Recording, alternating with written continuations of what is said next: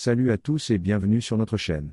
Aujourd'hui, nous avons une histoire incroyable à partager, avec vous qui va certainement, vous captiver du début à la fin. Si vous aimez les récits passionnants, et les histoires qui font réfléchir, vous êtes au bon endroit. N'oubliez pas de vous abonner à notre chaîne, et d'activer la cloche de notification pour ne manquer aucune de nos futures vidéos. Alors, installez-vous confortablement et plongeons ensemble dans cette nouvelle aventure.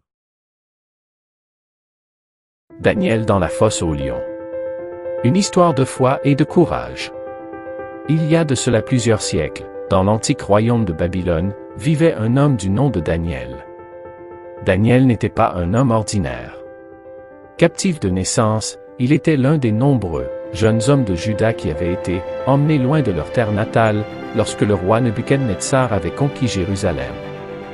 Mais contrairement à beaucoup, Daniel avait su se distinguer par sa sagesse, sa connaissance et sa foi inébranlable en Dieu. Au fil des ans, Daniel gagna la confiance des rois de Babylone. Sous le règne de Darius le Mède, Daniel était l'un des 3 principaux administrateurs du royaume.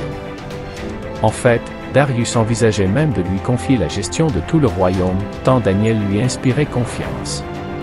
Cette faveur que Daniel recevait ne manqua pas de susciter la jalousie parmi les autres fonctionnaires du royaume. Ils étaient nombreux à envier Daniel, et cette jalousie se transforma vite en haine.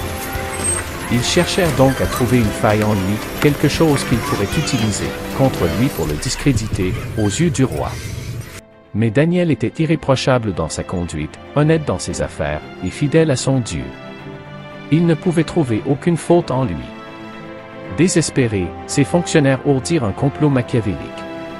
Sachant que Daniel priait son Dieu 3 fois par jour sans faillir, ils décidèrent de piéger Daniel en utilisant sa dévotion contre lui. Ils allèrent voir le roi Darius, et lui proposèrent un décret. Pendant 30 jours, quiconque adresserait une prière à un dieu ou à un homme autre que le roi lui-même serait jeté dans la fosse aux lions. Le roi, flatté par l'idée de ce décret, y consentit et le promulgua par écrit, le rendant ainsi irrévocable, selon la loi des Mèdes et des Perses.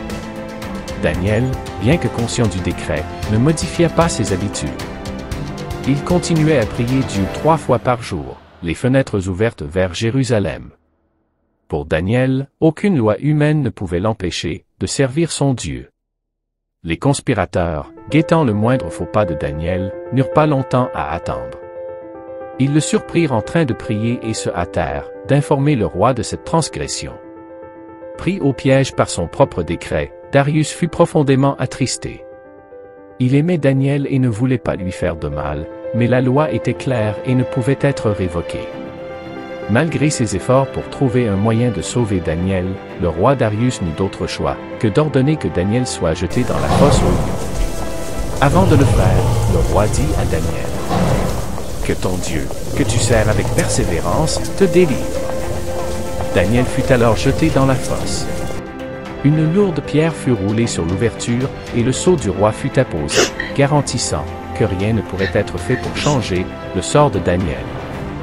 Cette nuit-là, le roi Darius ne trouva pas le sommeil.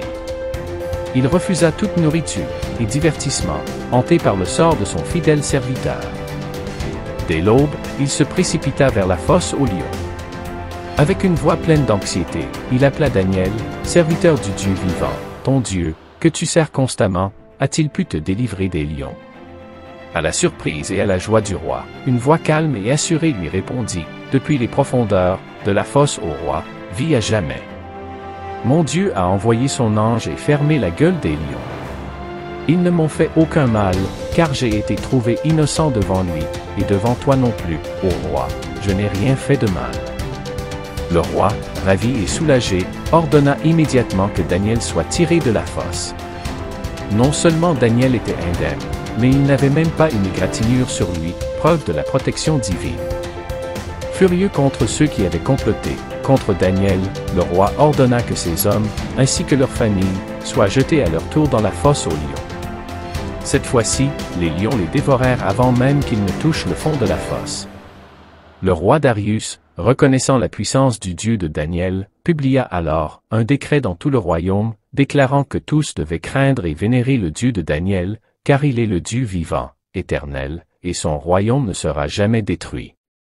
C'est ainsi que Daniel prospéra sous le règne de Darius et sous celui de Cyrus, le Perse. Et voilà, c'est tout pour aujourd'hui. Nous espérons que vous avez apprécié cette histoire autant que nous avons aimé la partager avec vous. Si c'est le cas, n'hésitez pas à laisser un pouce bleu, à commenter ci-dessous ce que vous en avez pensé, et à partager cette vidéo avec vos amis. N'oubliez pas de vous abonner à notre chaîne et d'activer la cloche pour être informé de nos prochaines publications. Merci de nous avoir rejoints aujourd'hui, et à très bientôt pour une nouvelle histoire passionnante. Prenez soin de vous et restez curieux.